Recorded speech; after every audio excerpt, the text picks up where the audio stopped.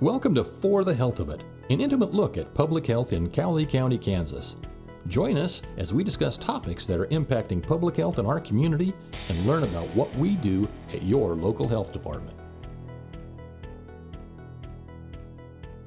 Welcome everybody, and thank you once again for joining us for another episode of For the Health of It, Cowley County. We've got a great topic today. It'll be on environmental health, but that topic is so big.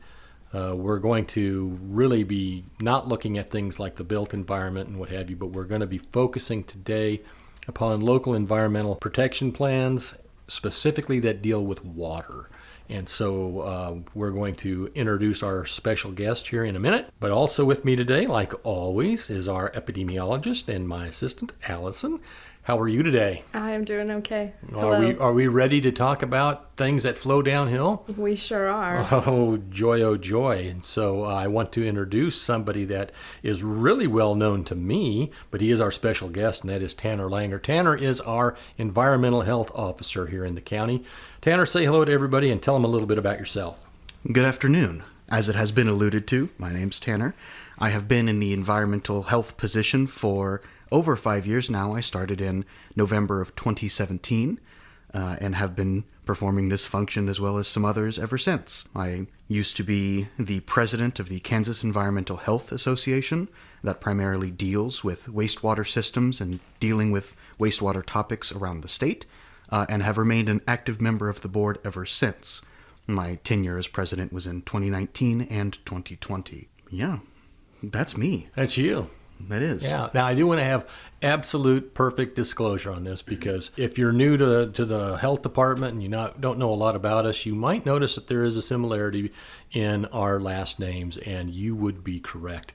Tanner is related to the public health officer, but he was brought on with the approval, of course, of the Board of Health, because he was absolutely the best qualified person that we could find when we needed to replace our old environmental health officer, and he has been an outstanding asset to the health department in Cowley County. I think he is, and I don't mean this because of the last name. I think he is likely one of the best environmental health officers in the entire state. So we're absolutely fortunate and lucky to have him on board. Now, to the meat of the matter. Today we're talking about water and issues that deal with water. And Allie, why is this important? Talk to me a little bit about why we are so concerned about water issues, especially as they relate to our health. Well, water, as we all know, is very important to our own well-being. Up to 70% of our bodies are made of water. We all ideally drink plenty of water every day. Water is used to prepare our food. Water is very important, so it's important to make sure that our water is clean and is at its best quality for us to maintain our health. What happens if we don't have clean water, or if, let's say, we're going to roll back the clock? Okay, we're going to go all the way back to when the state of Kansas became a state, 1860s. And we're going to move forward a little bit. And, the prairie was just rolling and we had buffalo and everything all over the place. And here we come. We didn't have things then like we have today. We didn't have water treatment facilities and all those kinds of things. What kind of illnesses or what kind of health hazards come along with water that is not properly treated? So unsafe drinking water actually makes a person very susceptible to developing a number of diarrheal illnesses. Two of the major ones that were very prevalent in the time that you were speaking of before, there were these regulations and things like that for us to make sure that the water is at a minimal level that's acceptable to drink, are cholera and typhoid fever. Both of those are very harmful to health. They're each caused by specific bacterium that do lead to that diarrheal disease. Most of the time people would become infected with those things after they would drink water or eat food that had been prepared in that water that was otherwise unclean and something that we would not look to drinking today. These illnesses, they can be potentially life-threatening. They can cause all sorts of different things that are harmful to you. The most common side effect of these, unfortunately, is diarrhea and sometimes constipation. With cholera, that is an intestinal infection that is produced by a toxin producing bacterium that is known as the Vibrio cholerae. That bacterium in specific is what is known as one that is gram-negative, meaning that it is very harmful for you to ingest that or become infected by that bacterium. Gram-negative bacterium or bacteria are very susceptible to antibiotic resistance, and so sometimes it's very hard to treat these things. So having that diarrhea and the vomiting that leads to the dehydration and the different cramps and restlessness and all the things that come from that, and then not being able to have an antibiotic that can treat it quickly, make this extremely dangerous to your health. And that's just cholera. That's just cholera. Yeah, I know. I recall, I think on the CDC's website, as our citation here, if you were to take a look at cholera, it would talk about in the world today, there still are countries, of course, that do not have municipal water supplies. People basically pull their water out of rivers, and that's what they use for subsistence. And that in the world today, between 1.2, I think, and 4 million cases of cholera, or maybe it's typhus. I may be mistaken, but anyway, those waterborne illnesses that come from untreated water are absolutely still very prevalent in the world. All you have to do is look for whenever there's a natural disaster, a hurricane or a typhoon or a earthquake, things of that nature. You will hear all the World Health Organizations talking about, the onset of those types of illnesses because of the fact that they don't have potable water or safe water for people to drink. So now, why is that important in Cowley County in 2023? That's because we are blessed enough to never really have to worry about those things. And that's where Tanner's job comes in, because we think of only the fact that we want to make coffee by opening up the faucet and taking that and brewing it in the morning, or brushing our teeth or washing our hands, taking a shower, that our potable water, when we open that faucet, it's safe and it's not going to kill us or make us sick. And of course, on the flip side, we only worry about the wastewater when we see it swirl around the sink and go down the drain, or we hit that little handle in the bathroom and it goes down that drain. And so those are things that you, Tanner, get to work with every day on this wonderful job. I absolutely do.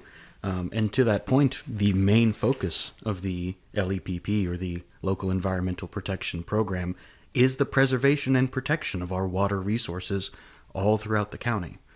Now, how do you do that? Well, we primarily deal with populations that are outside of the municipalities. In other words, outside of the major cities like Winfield, Arkansas City, Dexter, Udall, places that have centralized infrastructure that allows for the mass dealings with of water and wastewater resources. For those people that are outside of those municipalities, they're on what we call decentralized wastewater systems. Overwhelming majority of people outside of those municipalities, and even some inside, are on decentralized wastewater systems. Okay, so let me back you up on that just for a second, because I want to make sure that people understand. When we're talking about a centralized system, we're talking about like what we have in say, Arkansas City or here in Winfield, where we have waterworks, where they get the water, they treat it, and they put it into the systems and the tanks, and we have pressure comes to our house and delivered at our faucets. And then on the other side of that, they have the wastewater treatment systems, right? So that's what we're looking at. That is correct. So, people inside of municipalities that are serviced by a centralized wastewater system, will flush a toilet or watch the water flow down their sink, and then that water leaves their property. Right. It's not on it any longer. Now, Tanner, I want to ask you a question, because some of our smaller communities, they may not have what I call a water works. They may not have a treatment facility. How do they get their water? So for our smaller communities, a lot of the ones in the county that fall under the service area will get their water from rural water districts. Outside of the coverage of those rural water districts, a lot of people do rely on private wells for their drinking and potable water. And the water districts, they buy it they buy the water, don't they? So Yes. so like we'll have how many water districts do we have in the county? Cowley County has up to 7, and then there are a couple that reach over from Sumner and Butler that also service areas that are along the borders in Cowley County. And so basically they go to their larger municipal suppliers and they have arrangements to actually have main lines that run out to those communities, and then from there they branch their services off. Some of the adjoining ones do. The largest one in Cowley County actually does have wells that they maintain as well Do they? to get their water to service. I think Rural Water District 4 is the one that services a large swath of central Cowley County, and they have wells that they maintain. But none of those then have those facilities. Well, some of them may, that would actually be the larger wastewater collection ones. Correct. There are none of those outside of the municipalities that have any sort of large wastewater treatment facility in the county. So, I mean, not to get real graphic and everything, but we don't think about it. Like, again, that's the blessing of living in 2023. I don't think about it in the morning when I turn on the shower. I don't think about where the water's coming from. I trust that it's safe because I know how those things work. And on the flip side, like I say, when it goes down the drain. But when we talk about living in the rural setting, okay, talk to us a little bit about the wastewater side of what people that live, outside of those jurisdictional boundaries that don't have the sewer hookups, what they have and how their homes and businesses are set up so that wastewater is dealt with properly. Absolutely. Predominantly, and as we've been referring to it earlier in this episode, they are on what we call decentralized wastewater systems. That means that anywhere that their wastewater is going to go is not a central location for their community. 99.9% of the time, that means that they have an on-site wastewater system on their own property that their wastewater funnels into. And there are 2 predominant types in the county that are installed on these properties. What are those? The first one is a subterranean septic system. This is the classic septic system that people think of that has a tank attached to the house, and then from that tank there is what we call an absorption field that extends out, that is trenched with materials that allow water to move through the ground and then be reintroduced into it so it can start the process of absorption and natural clarification to be reintroduced back into the groundwater. That's a lot. That is a lot. Okay. So basically, we're talking about a septic tank. Yes. Okay. Everything goes in, the solids, the good stuff, breaks down, settles, and gray water comes out the other end. I will make an important distinction. It is not gray water. It is effluent. Effluent. All right. Still What's black it? water. Okay. So it is, but it is wastewater. Yes, and we will get into the types of wastewater a little bit later. But primarily, this is going to come out as what we call black water or effluent on the other side. Right. And it's also important to note that it should be just water. And we'll get to why that's important a little bit later as well. So let's talk about the other major systems that we would see in the county. What are they? The other type of septic system that we would see, and perhaps it might get a little confusing to call it a septic system, but it is what we clinically refer to it as a wastewater retention pond, but is more commonly known as a lagoon. A lagoon. Mm-hmm. Okay. And you'll see these out in the county if you're driving along. Generally, there's nothing else, and all of a sudden you'll see this little cluster of trees. Well, ideally, you shouldn't be seeing the trees. You should Ideally, see a fence. Ideally, you should be driving along and see a little raised berm with a fence either on top or around it, Right. and maybe some taller weeds because there's some water around. But we'll get to why we shouldn't want to should. see trees around those either. So why not everybody having just a septic tank? Why do we have lagoons? Well, when we design and install septic systems, there are a lot of considerations that we need to take into account. One of the predominant being the soil conditions that we're installing this system upon. There are 3 main types of soils. Clay, which is the smallest soil particle. I'm sure everybody in this area of the world is very familiar with it. We have our Oklahoma red or our very sticky brown clay. We'll have silt, which is akin to baby powder in feel and is right in the middle of the road. And then we'll have sand. Everybody knows what sand is. It's the largest soil particle by definition. A lot of places in the county have soils that are predominantly clay. When those soils are exposed to water, they act like a brick and a sealant. Water doesn't flow through them very easily, which constricts a lot of the water that would leave the septic tank in a conventional system, which is why lagoons tend to be the only option for some people, because water will sit on top of that soil all day, every day, and then be reintroduced into the environment through evaporation, which is what wastewater retention ponds generally do for the treatment of wastewater. Okay, so let me back you up on that so that we can make it so that everybody that doesn't do what you do for a living can understand it. What we work on, or what we are hoping happens in the lagoon or that wastewater retention pond, is that the solids go into it, they break down, they settle, and then since there's no outlet, right, if the water's retained, we're wanting the wind and the sun and everything to do its job and for the water to just basically evaporate away. Correct. But do we want it to get totally dry and empty? No, each lagoon has a healthy water operating level. The state of Kansas says that wastewater retention ponds have a healthy operating level of about half to 2/3 full of total lagoon capacity, as far as the water level is concerned. So when we have somebody that's, say, building a new house in the county, how would they know what type of a system they should have? Absolutely.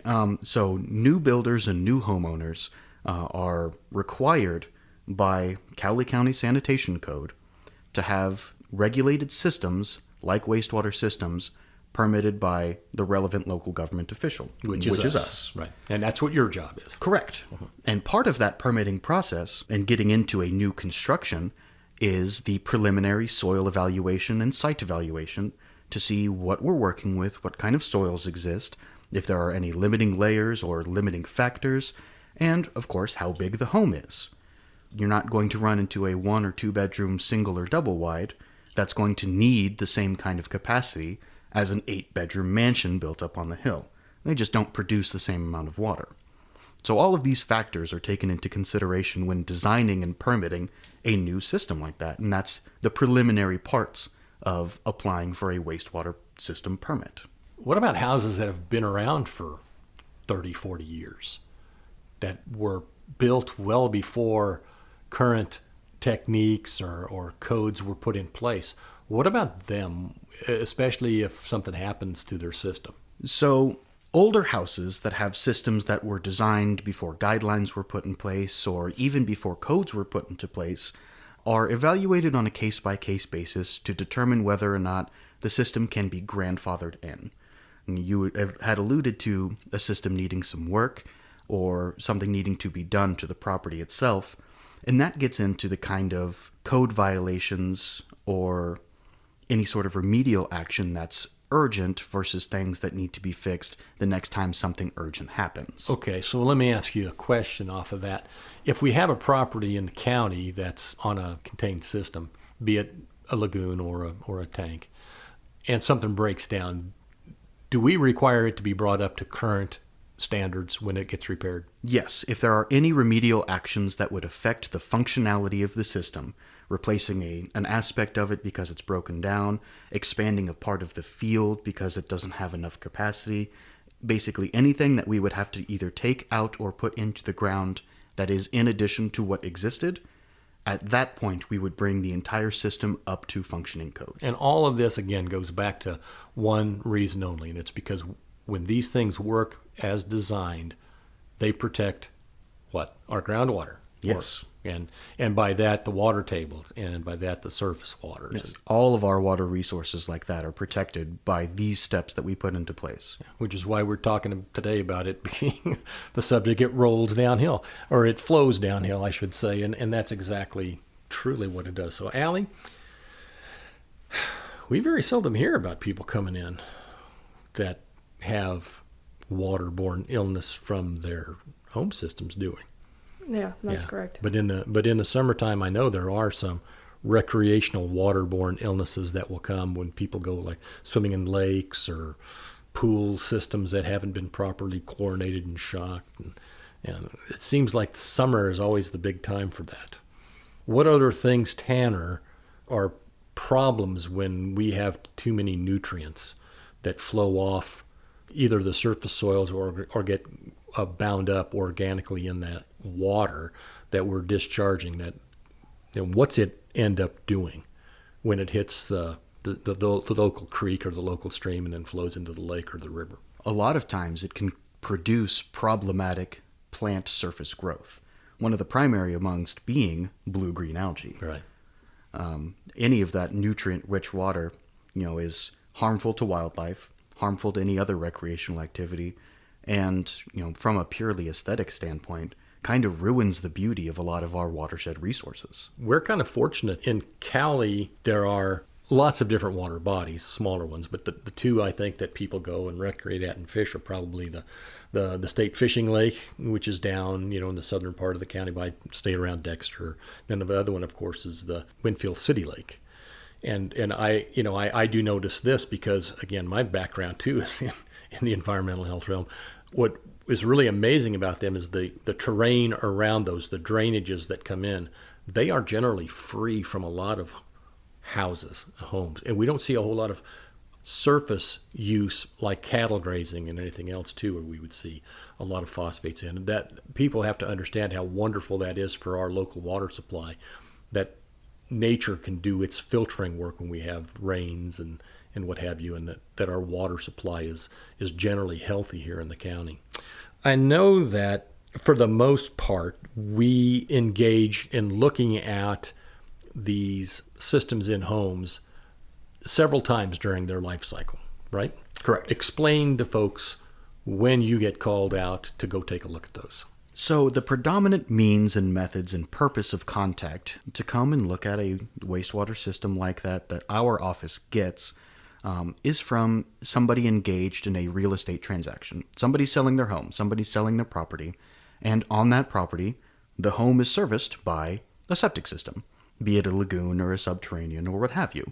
And according to our county code, any single time that a real estate transaction like that happens, the wastewater system must be inspected for any signs or symptoms of failure in the system before it's allowed to be sold. Okay, and you do this? I do this. Okay, so how do you know about those? So there has been trainings that I've been sent to and seminars that I've been a part of that have educated me on some of the primary symptoms of a failing system.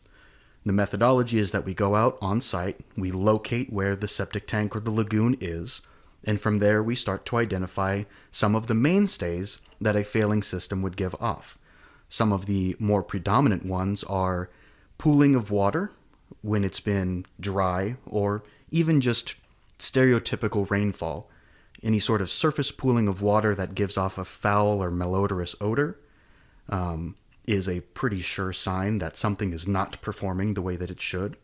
If there are very soft spots in the yard where a person can step on and sink maybe half an inch to an inch deep into the ground, if the ground is very spongy, is another symptom that something may be wrong under the ground. Long stretches of very narrow collapsing can give a sign that the trenches are starting to fail. Some of the more obvious ones are septic tank lids collapsing into the ground, where suddenly there's a hole in the ground where previously there was none. There are all sorts of things that we look at to see, something is going wrong here. When you go out, we get notified because it is part of the code that an inspection has to occur. You go out, how do you find it? I mean, do you have some kind of, big book of records that shows where everybody's septic tank is or where their lagoon is, or what's the process that you go through when you go out to do that job? If we had such a book, life would be so much easier for everybody in the county. Unfortunately, records aren't kept that well, especially over the lifespan of a house, with something that can be viewed as not necessarily as important as wastewater system records. So there are steps of logic that somebody can follow in order to start to locate their septic tank particularly. Lagoons are pretty easy to find. They're on the surface. They're fairly large, 50 feet by 50 feet. They generally have water in them, and they may smell and they may not. They're fairly easy to find. Septic tanks, on the other hand, don't have a large footprint comparatively and are underneath the ground. The first thing that we look for are clean-out ports near the house. What a clean-out port is just a 3-inch diameter piece of PVC pipe that sticks up out of the ground and is generally capped. It is primarily used for clearing out any sort of blockages or anything that might get stuck in the pipes between the house and the tank. Generally, we can follow that in a pretty straight line and find the tank. That's the easiest way to find it. The second easiest way to find it is if the tank is a little bit shallow and we haven't had a whole lot of rain recently, because then you have a nice rectangular patch of dead grass that you can see from the surface, and from there we take what's called a soil probe, but is really just a glorified stick with handles on it, push it down into the ground, and find a concrete slab that indicates that's where the tank is located. From there, identification gets a little bit dicey. In a lot of homes that are older, these cleanout ports would never have been installed. But, following conventional logic, the washing machine tends to dump a lot of water into their wastewater system at the very end of the plumbing route in the house. So if you're able to identify where the dryer vent is, or what room that these utilities are located in, you can, about 65% of the time, follow that in a straight line out and find the septic tank. So you get to go out and play CSI septic tank. Truly. Yeah, I mean, it's like on the hunt. And okay, so you find it, then what? So once you find it, you're able to identify a couple of things just by the virtue of being able to probe down and find out where it is. And that is making sure that the tank lid is ostensibly in one piece.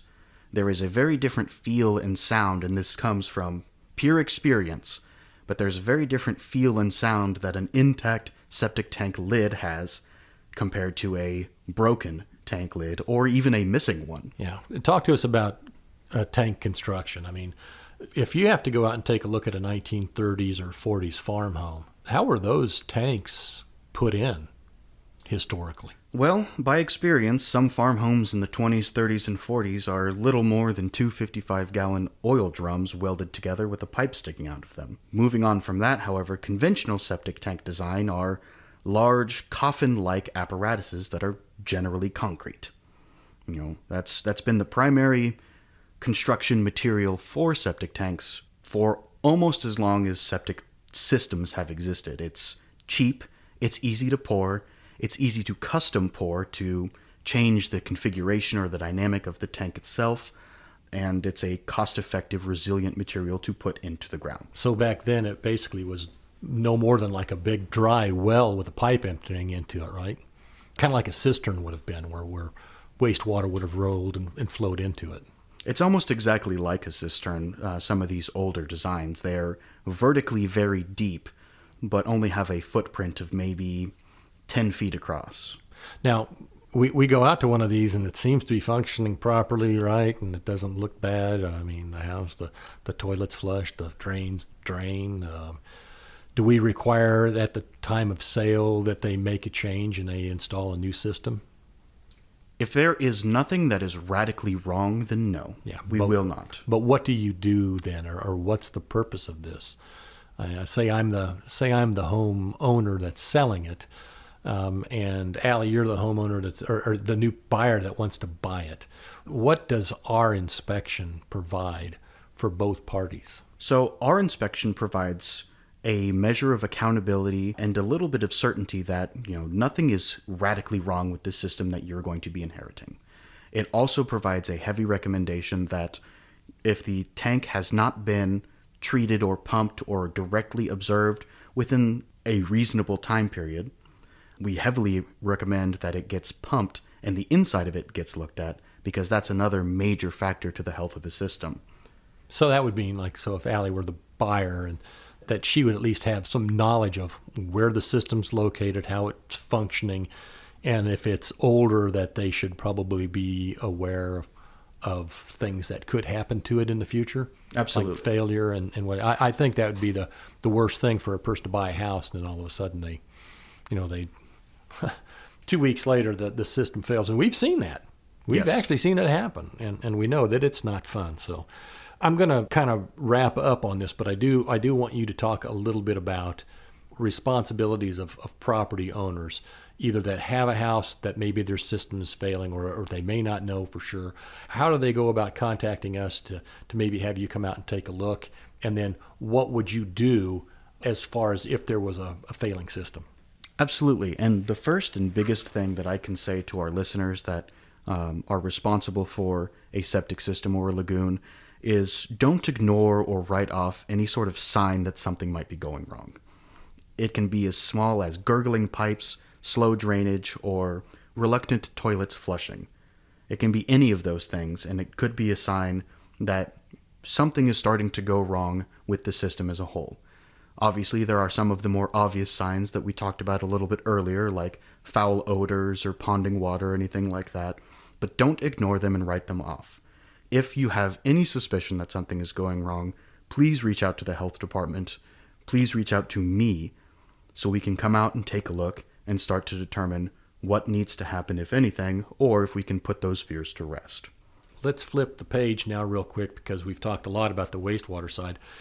Tell me a little bit about why is it important in our county still to be concerned about wells and water wells? Well, pun intended. Yeah. Around 25% geographically of the county is not able to be serviced by a public water supply.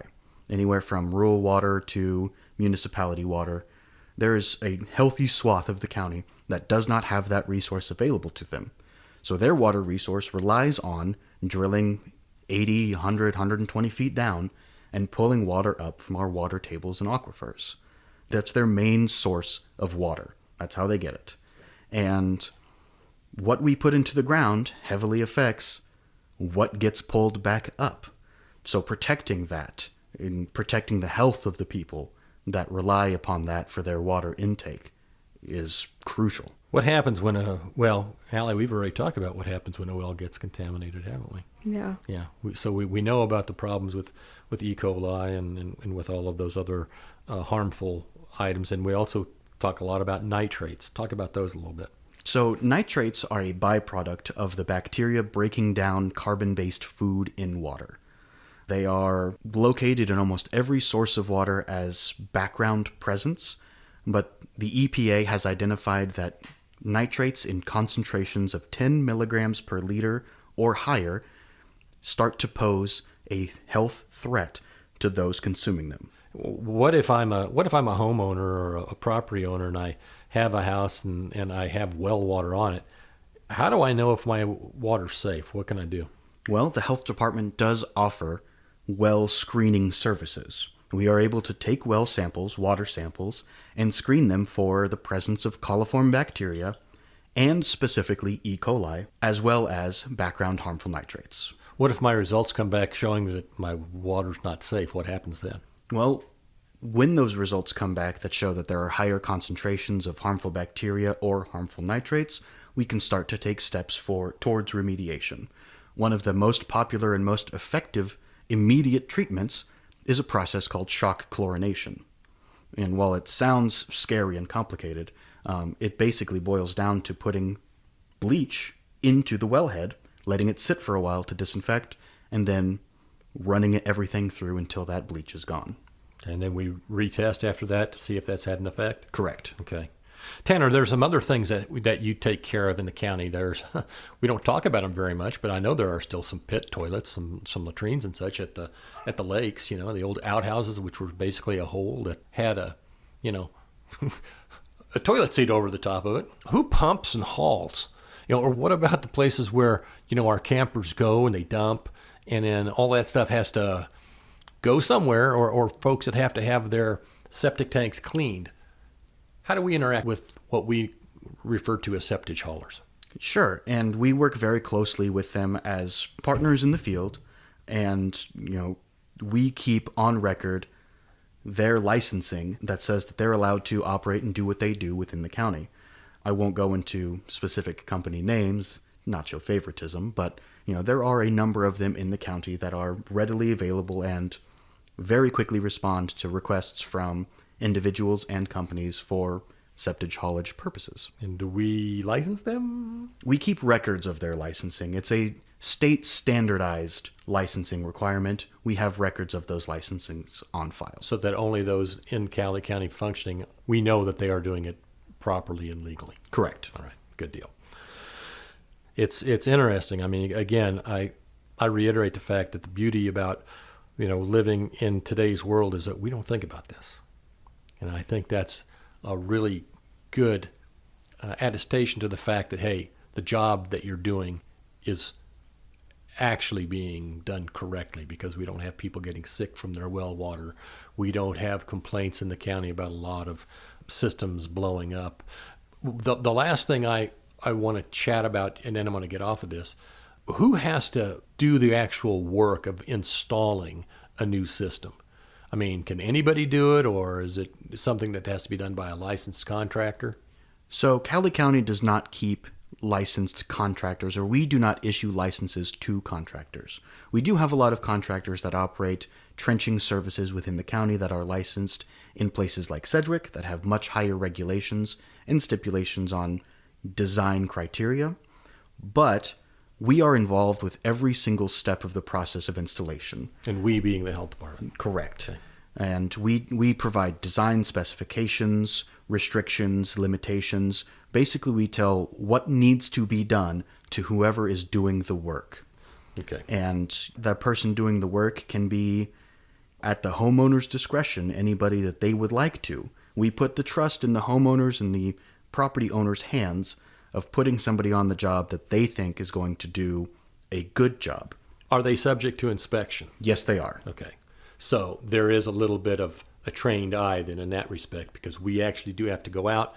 We have to see the system. We have to say, yes, this is to spec before it gets covered up and goes. Correct. There is observation at the beginning, in the middle of, and at the very end of the installation to make sure that the checklist of criteria that says this system was installed correctly is all checked off. Now, you're involved with the design of these systems as well, right? Correct.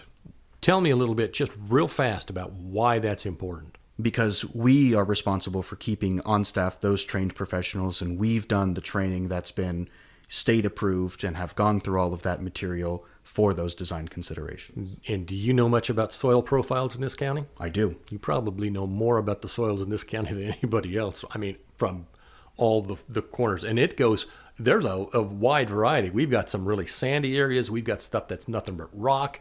We've got clay. I mean, it is, and this can change, right? I mean, within about a 100-foot run. Absolutely. We can see a difference. So yeah, you are the guy, and I think the real thing that everybody should remember as we close this out today is that, number one, if you have questions, which you will, if you're looking to change your system, install a new one, build out in the county, start by checking with the health department. Get your permit application in, talk with Tanner about how that system should be designed, what you want to do. Take the worry out of that early on. And then if you have a problem with an existing system and you're seeing pooling water or you're smelling a foul odor outside, you've got a question, hey, give us a call, chat with Tanner. Maybe he'll come out and take a look at it for you. We don't charge to do that. We'll go out and check those things out because we want to make sure that it's done right. The whole point is that we want to make sure that your systems are working properly. And if you have a well and you're concerned about it, give us a call and we'll come out and set up a testing schedule and do something like that. Right? Have I missed anything? Cowley County LEPP. Google search, you'll get right to our webpage that has a lot more information about all of these services. So through our website, you can go ahead and hit that and do it. We don't want to see anybody sick, do we, Allie? No, we don't. Especially from stuff like this.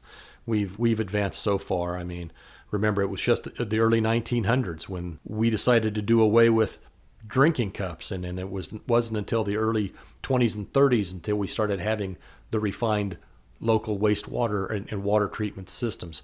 It's not that long ago. I mean, it's only going on for 100 years. That sounds funny, but it's true. And if you don't believe that there are some really good things about living in Cowley County, it's the fact that we do have really decent water quality, and we're proud of the job that you do, and we appreciate it very much. So anything else that you want to add? Other than that, we've barely scratched the surface of this topic. So if anybody listening wants to know more about any of the specifics of the topics that we dived into today, feel free to give me a call. That was the bad. I don't want to dive into a wastewater system, but boy, we could tell stories. We could all day long about that. And if you want to hear those stories, feel free to give me a call. I love to talk to people about this. All right, Allie, anything else today? Yeah, I have a few closing remarks from this gentleman that he sees frequently. If you have a wastewater system on your property, don't flush things down the toilet that are not waste. So that means the Rid-X pods, they're not helpful. The things that you would maybe read on their labels that are flushable wipes, don't flush them down your system. Don't flush sanitary pads and napkins down your system. Take care of your systems. Get your water tested. Call the health department if you have questions. Yeah, you keep that wastewater system healthy, it's going to keep your family healthy, and it's going to make your life a lot easier. Tanner, thanks for being with us today. It's been this has just flown by. We could talk for hours about these things, and so people, if you do have questions, you've got a gem of a resource at the health department. Reach out and chat with them.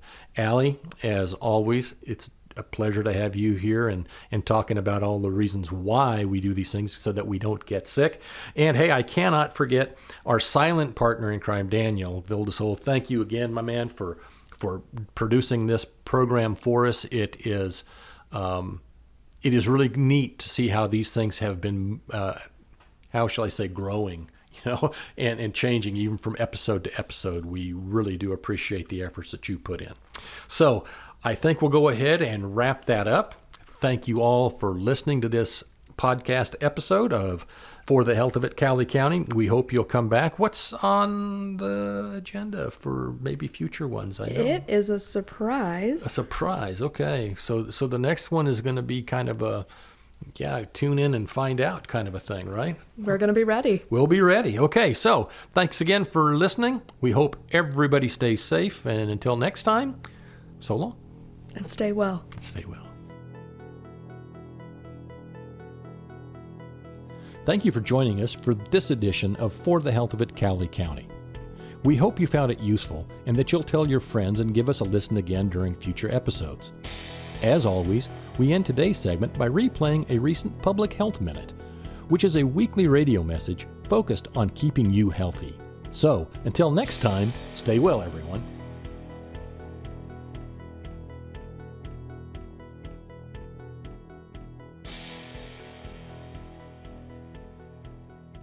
Summer is here and the heat is on. We've seen triple-digit temperatures and we're likely to see more before the summer ends. Extremely hot days can be especially hazardous, and they can cause life-threatening heat-related illnesses. That's why we recommend that you keep yourself safe from extreme heat by staying hydrated, limiting your time outdoors, and pacing yourself. Take these necessary precautions to help you beat the heat and stay healthy, helping you to be cool when the temperatures are hot. Just another way the health department works every day to help you stay well.